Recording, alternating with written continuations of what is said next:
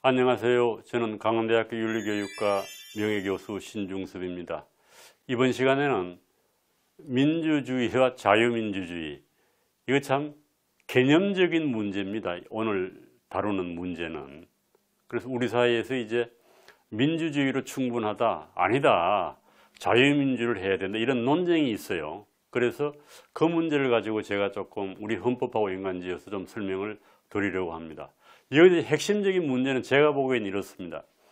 만약에 우리나라가 통일이 돼서 북한이라고 하는 어떤 우리를 적대시하는 그런 세력이라고 할까요? 국가가 사라져서 통일이 됐다고 하면은 이건 별 문제가 아니에요. 그냥 민주주의로 쓰든 자유민주주의로 쓰든 맥락에 따라서 우리가 이해를 하면 됩니다. 그런데 현재 우리 상황은 남북한이 휴전선이라고 하는 하나의 선을, 군사분계선을 통해서 갈라져 있어요. 그래서 북쪽은 북한이라고 하는 아주 특수한 정권이 지배하고 있고, 남한은 이제 자유민주 사회가 이루어져 있습니다. 그래서 현실적인 이런 상황을 염두에 둔다라고 하면은 우리는 이 민주주의라고 하는 개념을 사용할 때에 조금 더 주의를 기울일 필요가 있겠다라고 하는 얘기를 하고 싶은 겁니다. 그래서 이 문제는 민주주의와 자유민주는 개념적인 문제이기 때문에 여러분들이 잘 집중을 해서 이 문제를 한번 생각해 봐야 할 것 같습니다. 그리고 이것이 왜 이제 우리 사회에 문제가 됐는가 하면은, 뭐 우리가 부정을 하든 긍정을 하든 우리 사회는 엄연히 우파하고 좌파가 있고, 또 그걸 뭐 보수와 진보라고 뭐 불러도 상관이 없어요. 있는데 이 정권이 지금 바뀌었잖아요. 2000년대 이전에는 주로 이제 뭐 보수 정권이 집권을 했다고 볼 수 있겠죠. 물론 김대중 정부가 있었습니다만, 그러다가 이제 아주 새로운 어떤 생각을 가진 노무현 정부가 출연하게 됩니다. 노무현 정부가 출연을 하게 돼요. 그래서 2000년대 이전에는 자유민주주의와 민주주의를 그냥 뭐 별 논쟁 없이 그냥 썼어요. 자유민주주의, 민주를 쓰다가 이제 교과서에서, 이게 주로 이제 국사교과서가 문제가 됩니다만은, 교과서에서 노무현 정부가 들어와가지고 2007년도에 교육 과정을 개정을 했는데, 그때 저 말을 없애서 민주주의로 바꿨어요. 자유민주주의란 말을 없애버리고. 그리고 이거 왜 바꾸냐고 또 보수 쪽에서는 뭐 난리가 났었죠. 그리고 이명박 정부가 들어와서 2009년도에 교육과정 수시 개정을 하면서 민주주의에서 자유민주주의로 다시 가게 됩니다. 그러니까 보수 정부가 들어오니까 무슨 소리야, 민주주의로는 부족해, 앞에 자유를 붙여야 해, 이렇게 해서 자유민주주의가 된 거예요. 그리고 박근혜 정부가 들어오면서부터 여전히 이제 보수 정부니까 자유민주주의라고 하는 개념을 사용하고 역사교과서 개편 작업으로 갔습니다. 역사교과서 소위 국정화라고 그러죠. 이것이 또 막 사회적으로 많은 문제가 돼서 결국은 실패했죠. 실패하고 결국은 박근혜 정부에 큰 타격을 주고 말았습니다만은, 그래서 그 당시 이제 보수주의 쪽에서는, 우파에서는 이 교과서가 많이 왜곡되어 있다, 자학사관의 기초에 있다, 뭐 태어나지 말았어야 할 나라가 대한민국이다, 이거 고쳐야 된다, 뭐 이런 얘기가 나와가지고 이제 역사교육을 바로잡아야 되겠다라고 해서 교육부의 주도로 역사교과서를 국정화 작업에 들어갔다가 결국 실패했습니다. 그리고 다시 이제 박근혜 정부가 탄핵을 당하고 문재인 정부가 들어와서 자유민주주의라고 하는 말을 빼고 민주주의와 자유민주주의의 기본 질서라고 하는 말을 교과서에 넣기 시작을 했습니다. 이건 조금 이제 한 발 후퇴한 거죠. 민주주의는 뭐 노무현 정부 때하고 차이가 없습니다만은, 이 자유민주적 기본 질서라고 하는 개념이 헌법에 나오는 개념이에요. 자유민주주의하고는 또 구별이 된다고 이제 보는 거죠. 그래서 이렇게 쓰다가 또 2002년도 이제 교육과정 개편이 있었는데 행정역을 한 거죠. 이때는 또 윤석열 정부니까 보수 정부가 들어온 거죠. 그래서 노무현 정부 때부터 사용되던 민주주의라고 하는 개념, 문재인 정부도 민주주의라는 개념을 사용했잖아요. 그거 대신에 자유민주주의라고 하는 말을 넣고 그 다음에 헌법에 나오는 자유민주주의 기본질서라고 하는 말을 넣습니다. 그래서 현재 아마 이런 지침을 통해서 이제 교과서가 만들어지고 있을 겁니다. 곧 나오겠죠. 그래서 결국은 이 민주주의하고 자유민주주의가 무슨 차이가 있기 때문에 자꾸 오락가락하냐 이겁니다. 그래서 보수 진영의 주장은 이런 얘기입니다. 1987년 현행 헌법에서 자유민주적 기본 질서를 언급을 했다. 그러니까 당연히 교과서에서도 헌법의 명기에 따라서 자유민주적 기본 질서란 말을 사용해야 된다 이렇게 얘기하는 거고, 민주주의에 자유란 말을 포함시켜야 된다는 겁니다. 이걸 빼버리면은 문제가 있다. 이제 우려하는 건 이런 겁니다. 민주주의만을 쓰게 되면은 사회민주주의와 인민민주주의로도 해석이 될 수 있다는 겁니다. 요즘은 이제 논쟁이 되는 거예요. 왜 그런가 하면 지금 이제 보수진영에서는 사회민주주의하고 인민민주주의를 동일하게 보는데, 인민민주주의에 대해서는 물론 이제 이거는 우리가 헌법에 허용하지 않습니다만은, 사회민주주의는 해석에 따라서 자유민주주의 속에도 들어올 수도 있다는 겁니다. 소위 말하면 자유민주적 기본 질서 속에 사회민주주의는 포함이 될 수 있다. 이런 해석도 가능해요. 그래서 헌법이 결코 사회민주주의를 배척하지 않는다, 배제하지 않는다라고 하는 해석도 가능합니다. 그래서 그거는 사회민주주의에 여러 가지 청유가 있는데 어느 청유의 사회민주주의를 우리가 받아들이느냐의 문제입니다. 명백히 인민민주주의를 배제하는 것은 분명합니다. 보수진영은 이렇게 주장하는데 진보진영에서는 민주주의가 중립적인 용어라는 거예요. 뭐 외국도 한 민주주의란 말만 쓴다. 뭐 이 민주주의란 말 속에 무슨 자유라든지 사회라든지 이런 거가 안 들어가고 중립적인 용어이기 때문에 이게 더 적합하다는 얘기입니다. 그리고 자유민주주의라고 하는 용어는 1970년대 유신헌법이 처음으로 등장했다는 겁니다. 그래서 이거는 뭐 냉전의 소산이고 반공민주주의의 소산이기 때문에 말 자체가 출생이 되어먹지 않았다는 거예요. 유신헌법에 등장했기 때문에. 글쎄요, 뭐 유신헌법이 들어갔다고 해서 우리가 부정해야 할 이유는 없는 거죠. 다만 우리가 어떤 의미를 부여하느냐에 따라서 다르게 됩니다. 그리고 자유민주주의는 독재정권 시절 반북 멸공과 동일시됐다는 거예요. 이거는 이제 우리가 상당히 주목해 봐야 되는 겁니다. 현재 우리가 반북하고 멸공을 하지 말아야 되냐 이런 주장하고 연관되어 있는 거예요. 반북, 친북, 종북 뭐 여러 가지 이야기들이 있습니다만은, 글쎄요, 이 반북의 의미가 뭐냐고 멸공의 의미가 뭐냐라고 하는 것에 따라서 이제 이건 다르게 됩니다만은, 여하튼 진보 지정에서는 이 냉전주의의 소산의 자유민주주의이기 때문에 이거 사용해서는 안 된다는 겁니다. 이렇게 되면 우리가 북한하고의 어떤 협력, 교류도 할 수 없게 되고 멸공으로 가기 때문에 북한을 하나의 나라로 인정할 수 없게 되는 게 아니냐 해서 결국은 남북관계에 결정적인 역할을 하게 된다는 겁니다. 그래서 진보 진영은 이거는 냉전의 소산이다 이렇게 해석을 하는 겁니다. 그래서 어떻게 보면은 뭐 양쪽 다 일리가 있는데 우리가 어느 편에 서서 보느냐에 따라 가지고 이 주장이 맞고 틀리고를 하는 판단은 달라지게 되겠죠. 그래서 이제 역사적으로 쭉 좀 제가 살펴보겠습니다. 자유민주적 기본 질서라고 하는 것이 우리 헌법에 들어가 있어요. 이제 1987년도에 나온 헌법에 들어가 있는데, 이 자유민주적 기본 질서라고 하는 말은 독일의 기본법에 명시된 개념이에요. 그러니까 우리나라의 헌법이 우리나라 헌법학자들은 주로 독일에서 공부한 분들이 많고 독일 헌법의 영향을 많이 받아가지고 이 독일 헌법에 나타나 있는 자유민주적 기본 질서라고 하는 개념을 가지고 왔다라고 하는 겁니다. 그러면 왜 이제 독일 헌법에 자유민주적 기본 질서라고 하는 개념이 들어갔느냐라고 하는 것가 되겠죠. 그래서 독일은 어떤 특수사항이 있는 거예요.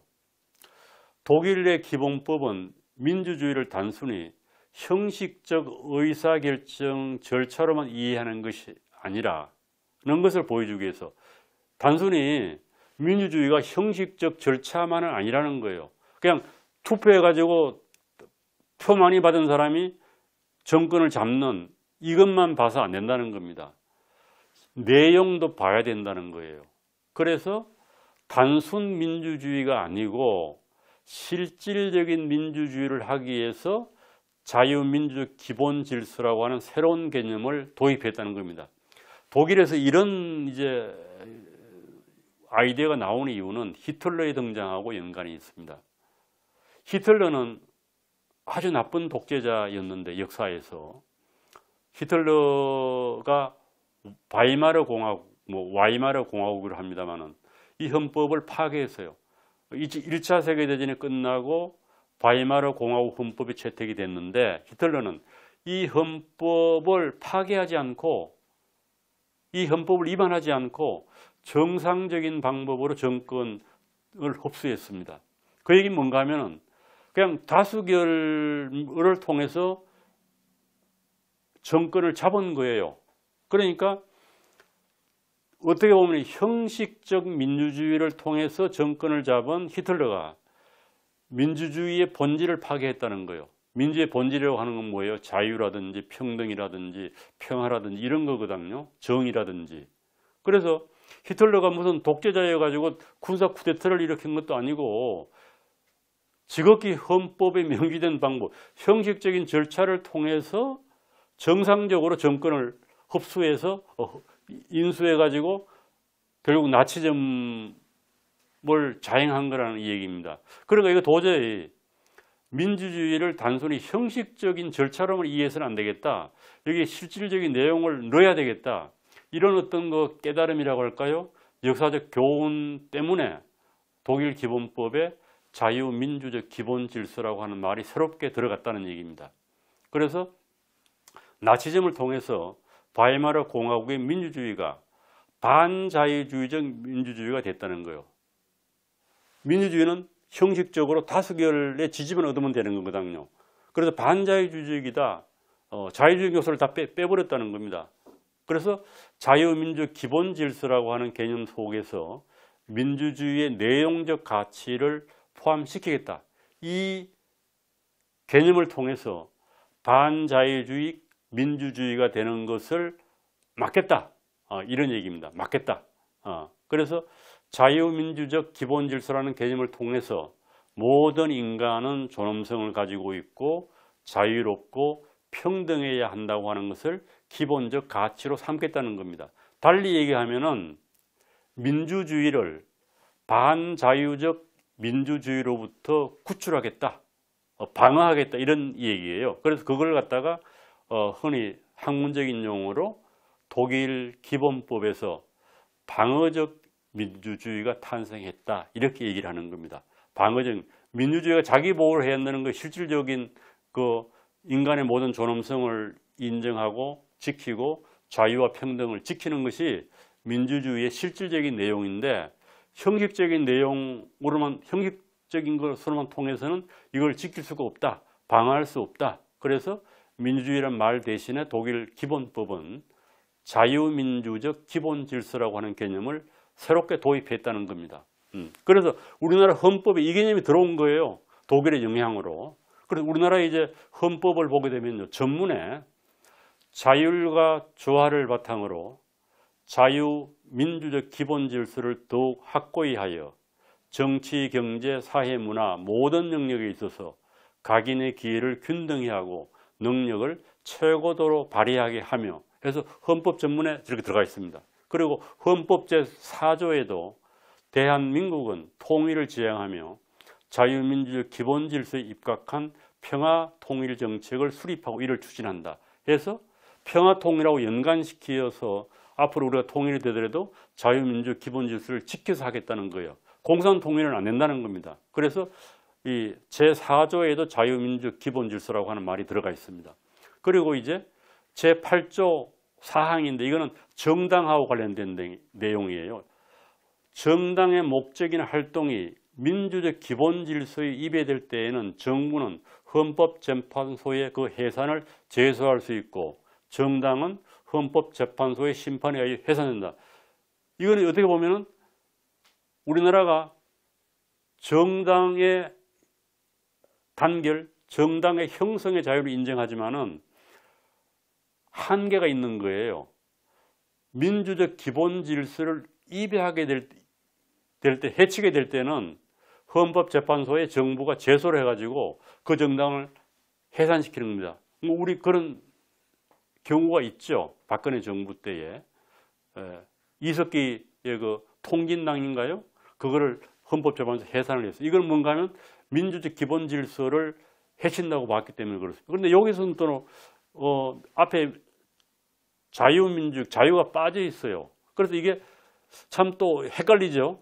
왜 제8조 사항에서는 자유란 말을 빼버렸나 이런 또 논란이 나올 수가 있습니다. 그래서 이것을 두고 이제 헌법학자들이 다양한 해석을 합니다. 저는 오늘 이 시간에는 이제 헌법학자 중에 우리나라의 원로에 해당되고 얼마 전에 돌아가셨죠. 김철수 서울대학 교수 님이 쓴 그 책에 나오는 그 이론을 좀 소개를 하겠습니다. 그리고 이건 이제 개념적인 문제예요. 한국 헌법과 사회민주적 기본질서, 자유민주적 기본질서가 있듯이 사회민주적 기본질서도 있다고 하는 것이 김철수 교수의 입장입니다. 그래서 사회민주적 기본질서는 자유민주적 기본질서에다가 사회 정의라든지 복지, 평화주의를 더했다는 겁니다. 이 해석이 이제 재밌는 거예요. 민주적 기본 질서에는 김철수 교수 주장에 따르면 자유민주적 기본 질서가 있고 사회민주적 기본 질서가 있는데 두 개는 모순되는 건 아닙니다. 모순되는 건 아니고 이 역사가 발전하고 진행하는 단계 속에서 서구의 어떤 그 민주주의 초기 단계에서는 자유민주적 기본 질서라고 해가지고 사회 정의라든지 복지 이런 것은 중요하게 생각을 안 한 거예요. 이건 소위 말하면 이제 우리가 뭐 최소 국가, 뭐 아담 스미스가 얘기했던 적은 국가, 뭐 이런 얘기입니다. 국가 지상주의가 아니고 자유지상주의적인 얘기죠. 그러다가 이제 사회가 빈부격차가 좀 많이 나고 뭐 이런 사회적 갈등이 생기고 그러니까 이제 여기에다 더해서 사회적인 요소가 들어간 겁니다. 사회정의, 복지, 평화주의.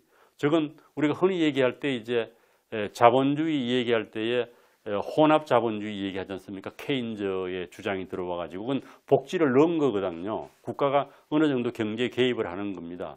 그래서 김철수 교수는 사회적 민주주의가 있고 자유민주적 기본 질서가 있다. 이렇게 이 얘기를 하면서 두 개가 상충되는 건 아니고 사회적 민주주의의 기본 질서는 자유민주주의 기본 질서 속에 사회 정의나 복지나 평화를 넣은 거다. 이렇게 해석을 하셨어요. 그래서 우리 헌법 4조 보더라도 모든 국민은 인간다운 생활할 권리를 가진다. 국가는 사회보장, 사회복지 정진에 노력할 의무를 진다. 국가는 여자의 복지와 인권 향상에 노력해야 한다. 이건 다 사회정의하고 복지하고 관련된 조항입니다. 물론 그 앞에는 기본권 조항하고 관련돼서 자유조항이 쫙 나옵니다. 종교의 자유, 집회의 자유, 표현의 자유, 주거 이전의 자유 이런 자유조항이 나와요. 그건 이제 자유민주주의 기본 질서에 해당되는 거죠. 그리고 이런 쭉 34조에 쭉 나열되어 있어요. 국가는 노인과 청소년 복지 향상을 위해 정책을 실시할 의무를 진다. 신체 장애자 및 질병, 노령, 기타 사유로 생활 능력이 없는 국민은 법률이 정하는 바에 의해서 국가의 보호를 받아야 한다. 국가는 재해를 예방하고 그 위험으로부터 국민을 보호하기 위해 노력해야 한다. 뭐 이렇게 해가지고 일종의 복지적 개념이 들어온 거예요. 우리 헌법 안에도. 다만 저건 이제 우리가 뭐 헌법 안에 있다고 해서 돈이 없으면 못하는 거죠. 돈이 없으면. 그래서 우리나라가 은행을 잘 살게 되니까 국민소득이 2만 불이 넘고 3만 불이 넘으니까 이제 정부에서 저런 정책을 실시하는 겁니다. 옛날 헌법이 다 들어있었던 거예요. 그러니까 실질적으로 이제 이것을 실행하는 거죠. 헌법에만 있는데 돈이 없어서 못 실행하면은 형식적으로만 있는 겁니다. 그리고 우리 헌법에 이런 것은 어떻게 본다고 하면은 사회민주적 기본 질서에 해당한다라고 하는 것이 김철수 교수의 해석입니다. 그리고 또 헌법 전문에도 뭐가 나오죠? 인류평화 나오지 않습니까? 세계평화. 국민 생활의 균등한 향상을 기하고 밖으로는 항구적인 생의 평화와 인류 공영에 이바지함으로써 이렇게 나옵니다. 그러니까 헌법은 다 들어가 있는 거예요. 이제 이런 것들을 일종의 실질화시킨 것이 사회민주적 기본 질서라고 하는 해석이에요. 그래서 헌법 제19조에도 보시면 이건 많은 논란이 있는 조항입니다. 헌법 19조. 경제헌법, 경제조항이라고 부르는데 119 이제 이건 119조는 두 개의 조항으로 이루어져 있어요. 국가는 균형 있는 국민 경제의 성장 및 안정과 적절한 소득 분배를 유지하고 시장의 지배와 경제력 남용을 방지하며 경제 주체 간의 조화를 통해서 경제 민주화를 위하여 경제에 관한 규제와 조정을 할 수 있다. 이게 119조 2항입니다. 이것은 뭔가 하면 사회민주적 기본 질서에 가까운 헌법 조항이에요. 그 다음에 더 중요한 것은 1항입니다. 1항. 1항은 대한민국의 경제 질서는 개인과 기업의 경제상의 자유와 창의를 존중함을 기본으로 한다 해서 실질적으로는 1항이 더 중요한 거죠. 그래서 1항에 있어서는 자유민주적 기본 질서에 해당되는 거예요. 개인과 기업의 경제상의 자유와 창의를 존중한다고 하는 것을 기본으로 삼았기 때문에 1항만 있으면은 뭐예요? 사회민주적 기본 질서가 경제조항에선 빠지는 거죠. 그런데 2항을 집어넣은 거예요. 1항도 때에 따라서는 뭐 할 수 있다? 규제할 수 있다는 거예요. 이게 정부와 개입의 가능성을 열어놓은 거죠. 국가는 균형 있는 국민 경제를 위해서 성장과 안정과 적정한 소득 분배를 유지하기 위해서 시장 지배와 경제력 남용을 방지하기 위해서 또 경제 주체 간의 조화를 통한 경제 민주화를 위해서 경제에 관한 규제와 조정을 할 수 있다는 거예요. 그러니까 국가가 경제에 관한 규제와 조정을 할 수 있다는 거예요. 이거 2항입니다. 1항이 더 중요하고 2항은 부수적으로 따라붙은 거죠. 그래서 경제적 자유를 중요시하는 사람들은 봐라 1항에 이게 있지 않느냐 이렇게 얘기를 하고 무슨 소리야 정의라든지 경제의 균형이라든지 이런 걸 위해서 2항을 보게 되면 국가가 규제하고 조정할 수 있다 이렇게 주장하는 거예요. 그러니까 어떻게 보면은 우리나라 헌법은 두 개가 다 들어가 있는 거예요. 이런 의미에서 본다고 하면은 사회민주적 기본 질서가 우리 헌법 안에도 있는 거죠. 그래서 한국 헌법과 자유민주적 기본 질서를 어떻게 봐야 되냐? 아니면 사회민주적 기본 질서, 헌법에 나오는 자유민주적 기본 질서를 김철수 교수는 아주 넓은 의미로 사용을 합니다. 좁은 의미의 자유민주적 기본 질서 플러스 좁은 의미의 사회민주적 기본 질서를 합쳐가지고 넓은 의미로 사회민주적 기본 질서를 해석해야 되는 게 아닐까 이런 입장을 취하고 있는 겁니다.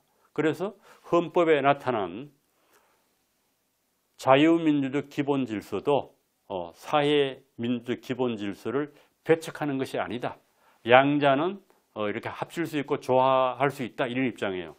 민주적 기본 질서와 자유민주적 기본 질서는 동일한 것이 아니다. 이 얘기는 뭔가 하면 자유민주적 기본 질서를 민주적 기본 질서를 동의하면 민주적 기본 질서를 협소하게 해석하는 겁니다. 달리 얘기하면 국가의 기능을 축소시킨 국가 간에 기초한 질서가 자유민주적 기본 질서고 이거는 자본주의 초기 단계에 있었던 국가 질서예요. 그래서 이런 얘기를 하고 세 번째는 뭐예요? 이거는 이제 우리가 동의를 해야 됩니다. 명백하게 민주적 기본 질서든 자유민주적 기본 질서든 뭐예요? 공산주의와 전체주의의 국가 질서에 대해서 반대하게 됩니다. 그러니까 우리가 민주적 기본 질서를 얘기하든 자유민주적 기본 질서를 얘기하든 여기에는 뭐가 못 들어와요? 북한이 못 들어온다는 얘기입니다. 공산주의와 전체주의 국가 질서가 들어올 수 없다. 이거는 단호하게 배척한다고 하는 의지가 헌법에 들어가 있다는 얘기입니다. 그리고 우리 헌법이 사회민주적 기본 질서를 배역하지 않는다. 정의, 복지, 평화 이거 배역하지 않는다는 얘기예요. 우리 정당 가운데 정당의 강령이나 정책에서 고전적 자유주의를 채택하고 있는 정당은 없다. 이게 뭔가 하면은 우리가 흔히 보수주의 정당들이 국민의힘이죠. 시장경제 중시한다고 그럽니다만은 보수주의 정당이라고 해서 아담 스미스에서 유래하는 국가의 기능이 아주 축소된 경제에 대해서 거의 방임을 하는 그런 고전적 자유주의를 채택한 정당은 없다는 이건 사실이에요.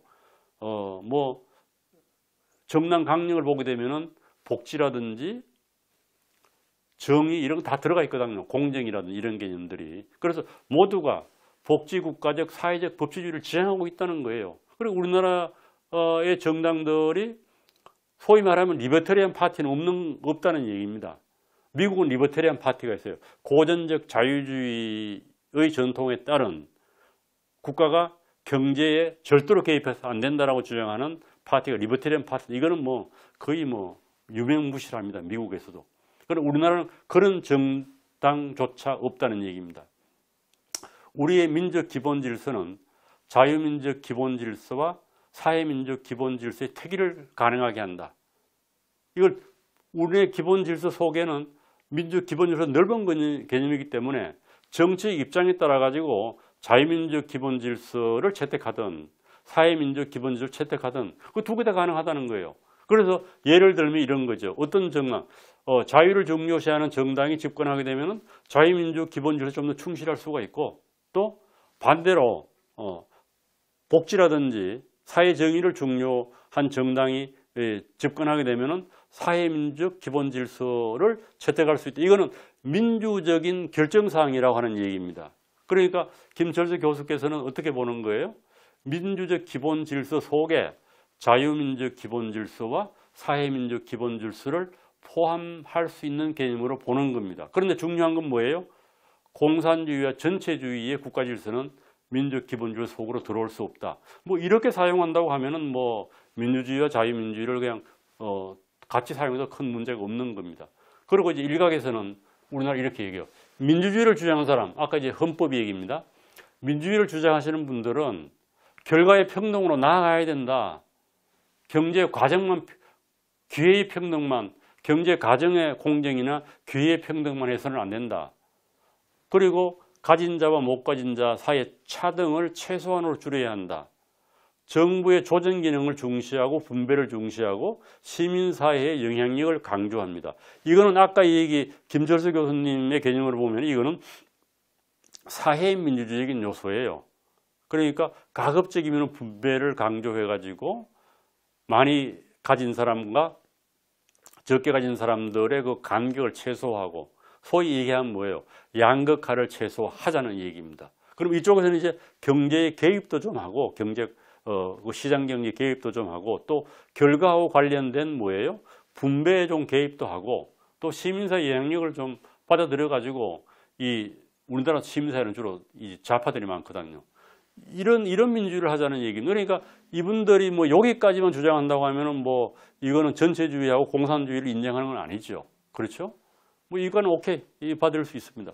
헌법에서 이런 주장하는 사람 정당의 표를 많이 얻으면 이런 정책으로 가는 거고, 그 다음에 자유민주주의를 주장하는 사람은 기회의 평등만 하면 되지 결과의 평등은 불가능하다. 어떻게 우리가 결과의 평등까지 가느냐. 그래서 능력에 따른 차등을 인정해야 한다. 능력에 따른 차등까지 인정 안 하면 사회가 안 돌아간다. 누가 일을 열심히 하겠냐 이겁니다. 그리고 시장 원리가 중요하다. 그리고 성장을 해야 된다. 그리고 결국은 경제의 결정적인 그 담당자가 기업이기 때문에 기업의 영향력을 인정해야지 무슨 시민사회가 자꾸 기업의 정책에 대해서 이래저래 관여하려고 그러느냐. 무슨 경제민주화를 하려고 그러냐. 이거 반대한다 이겁니다. 그래서 개념적으로는 우리 사회에서는 이게 두 개의 입장들이 있어요. 그러나 이것 자체가 민주주의하고 자유민주주의를 봤지만은 이것이 넓은 의미로 아까 김철수 교수님의 주장에 따르면은 두 개는 그냥 우리가 정당에 따라서 택일할 수 있는 것이지, 이거 두 개 중에 하나를 택일할 수 있는 것이지, 뭐 어느 하나를 택일한다고 해서 그것이 헌법에 어긋나는 게 아니다. 이런 입장입니다. 그래서 여기에서 말하는 민주주의는 김철수 교수님이 얘기했던 사회적 민주주의에 해당되는 거예요. 그래서 개념적으로 우리가 그런 걸 머릿속에 넣고 있으면 전혀 혼란이 일어나지 않게 되는 거죠. 그래서 자유민주주의, 다른 민주주의 해서 이 우파 쪽에서 아니면은 뭐 자유민주주의 쪽에서 계속 이제 자유민주주의를 고집하는 이유는 민주주의는 크게 보면 세 가지가 있다. 물론 민주주의를 나누는 그 방식은 아주 여러 가지예요. 세 가지가 있는데 첫째가 자유민주주의, 사회민주주의, 인민민주주의가 있다. 인민민주주의는 공산주의 국가의 민주주의다. 북한도 인민민주주의라고 볼 수 있습니다. 그리고 북한의 나라 이름이 뭐예요? 조선민주주의 인민공화국이잖아요. 그래서 자유민주주의자들은 복지국가로 넘어가는 것은 곤란하다. 또 경제에 정부가 많이 개입하는 것, 케인즈류의 개입은 곤란하다.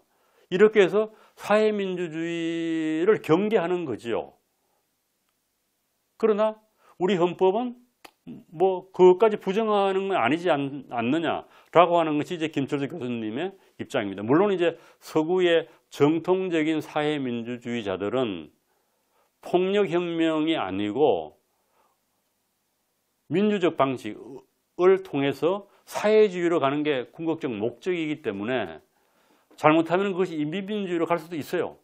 가장 극단적인 사회민주주의자들은. 그러나 우리나라나 서구에 안착된 사회민주주의는 그건 아니라는 얘기입니다. 그래서 조금 더 분배를 중시하고 경제 성장보다는 우리가 조금 더 나누어 가져야 되지 않느냐. 이제 이런 식의 사회민주주의는 우리 헌법이 인정하고 포용할 수 있다. 그건 우리가 헌법을 통해서 본 겁니다. 그래서 자유민주주의든 사회민주주의든 헌법은 다 가능하다. 헌법은 다 포용한다. 이렇게 보는 겁니다. 다만 인문민주주의는 안 된다는 겁니다. 그래서 우리가 이제 자유민주주의의 개념을 제 입장으로 보면은 좀 좁은 의미로 사용할 때는 고전적 자유주의 플러스 민주주의. 그러니까 경제에 국가의 개입이 없는 소위 말하면은 자유방임적 자유주의죠. 그게. 그것 플러스 민주주의 하면 그걸 좁은 의미로 자유민주주의라고, 넓은 의미의 민주주의는 좁은 의미의 자유민주주의 플러스 사회민주주의적인 요소, 뭐 정의라든지 평등이라든지 이런 것이 들어간 거예요. 평화라든지 이게 들어간 것이다 해서 넓은 의미의 자유민주주의로 해석을 하게 되면은 그냥 뭐 민주주의하고 같은 개념이다 이렇게 볼 수도 있어요. 그래서 여기서 핵심적인 그 의미는 우리가 자유민주주의라는 개념을 사용하든 민주주의라는 개념을 사용하든 인민민주주의는 안 된다라고 하는, 인민민주주의는 철저하게 배제해야 한다고 하는 것만 확실하게 표명하면은 저는 어느 쪽을 사용해서도 문제가 없다. 만약에 통일이 되고 나면은 그냥 상관이 없는 거예요. 민주주의를 사용하든 뭐 자유민주주의를 사용하든 서방에서는 그냥 자유민주주의를 그냥 민주주의로 부르거든요. 의회민주주의 이런 거를. 그래서 자유민주주의나 민주주의는 그냥 고전적 민주주의, 고대민주주의하고의 차이가 나서 집정민주주의가 아니고 간접민주주의의 의미다. 이런 의미로 사용되고 있어요. 실제적으로는. 그러나 우리나라는 이 정세가 다르다는 거죠. 서양하고는 정세가 다르고 엄중하게 이 북한과 대치하고 있다. 그래서 일종의 독일이 방어적 민주주의를 채택했듯이 한국도 북한이라고 하는 적대적인 나라가 엄존하기 때문에 우리도 방어적 민주주의를 채택하기 위해서 독일의 방어적 민주주의를 따라서 자유민주주의를 가지고 왔다. 이렇게 해석할 수 있습니다. 우리 헌법은 인민민주주의를 수용하지 않습니다. 자유민주주의 혹은 민주적 기본질서를 부정하는 정당은 해산이 가능합니다. 자유민주 기본질서를 부정하는 정당은 해산이 가능합니다. 그러니까 우리나라에는 이게 공산주의식으로 가겠다라고 하는 정당은 아직까지 허용이 안 되는 거죠. 그러니까 북한하고 통일을 하겠다. 북한식으로 통일하겠다. 이거는 헌법에 어긋나는 겁니다. 북한과 대치사항을 염두에 두어야 한다. 우리는. 그렇게 되면은 결국 자유민주주의를 넓은 의미의 자유민주주의라는 개념을 써가지고 인민민주주의는 안 된다라고 하는 것을 헌법에 좀 더 명시하는 게 좋고 또 그것이 결국은 교과서에 반영이 돼서 어린 학생들에게 어떻게 본다고 하면은 이런 그 자유민주주의하고 민주주의의 의미를 전달하면서도 공산주의는 안 된다라고 하는 그런 교육이 필요하지 않느냐라고 해서 보수 쪽에서는 자유민주주의로 사용하자 이렇게 주장을 하고 또 무슨 소리야 그렇지 않다라고 하는 자유민주주의가 시장만 강조하면 안 되지 않냐 해가지고 또 한쪽에서는 민주주의라고 하는 좀 더 중립적인 개념을 쓰자 이렇게 얘기를 하는 겁니다. 그래서 흔히 이제 최근에 이제 나온 주장들은 이런 겁니다. 데모크라시에서 리버럴 데모크라시로 간 이유가 뭐냐라고 하는 논문들이 나와 있는데요. 그 논문을 보면 이런 내용이에요. 서구에서 자유민주주의로 간 거는 자유주의 플러스 민주주의인데 그때의 자유민주주의는 민주주의보다 자유주의를 강조한다는 겁니다. 그래서 자유주의는 개인의 생명, 자유, 재산, 행복 추구의 권리를 중시하는데 이런 것들이 자유주의의 핵심 요소가 민주주의에 의해서 뭐 돼서는 안 된다? 훼손돼서는 안 된다는 겁니다. 그래서 민주주의만을 강조하다 보면은 이런 중요한 자유주의의 가치가 파괴될 수 있다는 겁니다. 그래서 이미 동유럽에서 이게 나온 거예요. 헝가리가 대표적인데 헝가리 같은 경우 뭐라고 그래요? 비자유주의적 민주주의가 나왔어요. 반자유주의적 민주주의. 그러니까 비자유민주주의가 출현했다는 거예요. 자유주의적 요소를 빼버린 민주주의가 등장했다는 겁니다. 개인의 생명, 재산, 자유 별로 안 중요해. 국가라고 하는 게 중요하지 뭐 이런 게 중요해. 이런 식의 민주주의가 나타나서 이거는 전체주의로 갈 가능성이 높다는 겁니다. 그래서 자유주의를 강요하게 되면은 민주주의로부터 개인을 보호할 수가 있다. 개인의 생명, 자유, 재산, 행복 추구의 권리를 보호할 수가 있다. 그래서 결국 자유주의는 헌법과 법치주의에 의해서 제한된 정부를 원하게 됩니다. 이게 좋은 정부라는 거예요. 그래서 이건 이제 현대 민주주의에 오면서 이제 다시 또 우리가 주목을 받게 되는 거죠. 왜요? 비자유 민주주의가 출현해서 그렇습니다. 대단히 중요한 거예요. 민주주의만 하게 되면 히틀러하고 나치즘을 허용할 수도 있지 않느냐 이런 얘기가 돼서 민주주의를 방어해야 되겠다. 그걸 방어하려고 하면은 자유민주주의에서 자유를 중요하게 생각하고 강조를 해야 된다 이런 얘기입니다. 그래서 이제 참 우리나라가 이제 통일하고 이념하고 관계가 막 뒤섞여 있는 건데요. 그래서 어떻게 본다고 하면은 이 통일을 최근에는 이제 북한에서 두 개의 국가론에서 남한을 적대시하고 같은 민족이 아니다 뭐 이런 얘기를 하죠. 그러니까 어떻게 보면 그건 뭐 핵공격도 할 수 있다는 얘기 아니겠어요? 그래서 상당히 어려운 지금 지경에 우리가 처해 있는데 제 생각은 이런 겁니다. 역사라고 하는 거는 뭐 끊임없이 뭐 반복된다고 주장하는 사람도 있고 아니다 새롭게 창조된 주장하는 사람도 있습니다만 결국 우리의 삶이라는 건 연속선에서 봐야 된다는 겁니다. 그래서 각을 부정할 수가 없어요. 아무리 우리의 현대사의 어떤 부분이 마음에 들지 않는다고 해서 그걸 뭐 존재하지 말아야 할 역사다 이렇게 얘기하면 안 된다는 겁니다. 우리가 긍정적으로 보든 부정적으로 보든 엄연히 우리의 역사고 우리가 부정적으로 보는 그 역사조차도 우리가 긍정적으로 생각하는 역사에 기여를 했다는 겁니다. 이거 인정해야 된다는 얘기입니다. 그래서 결국 우리의 현재 삶이라고 하는 것이 과거를 산 사람들의 피와 땀에 신세지는 일이다. 이거 인정하라는 거예요. 현대만 단절적으로 존재하는 게 아니거든요. 그래서 과거에 이 땅에 산 사람들이 흘린 피와 땀에 신세진다는 것을 인정하고 감사를 하고 우리가 새로운 미래를 만들어 가야 된다는 겁니다. 그래서 저는 미래와 관련해서는 뭐 예측 같은 건 이게 별로 의미 있는 게 아닙니다. 우리가 어떻게 하면은 더 나은 미래를 만들 수 있을까를 생각하고 그 미래를 위해서 힘을 모으고 노력하는 과정이 필요하게 된다는 얘기입니다. 그래서 우리도 피와 땀을 흘려서 우리 후손들에게 더 좋은 나라를 전해주겠다라고 하는 그런 생각을 가지고 역사를 보고 현실과 대면하고 현실의 문제를 해결하려고 노력을 해야 한다. 이런 생각을 가져야 되지 않겠는가 하는 저는 생각을 가지고 있습니다. 요즘은 이제 모든 대부분의 자유민주주의에 살아가면서 주로 이제 미시적인 문제, 내가 어떻게 하면 좀 더 성공하고 돈을 잘 벌고 잘 살 수 있을까? 이런 문제에 대해서 관심이 집중되어 있는데 사실은 그것을 가능하게 하는 것은 국가라고 하는 그 국가가 잘 돼야 되는 겁니다. 그래서 그 국가가 잘 되려고 하면 올바른 이념의 기초에서 국가가 방향을 바로잡고 나아가야 되는 겁니다. 그래서 우리가 어느 날 하루아침에 다 이룰 수 있어요. 그래서 그런 우려도 해야 되는 겁니다.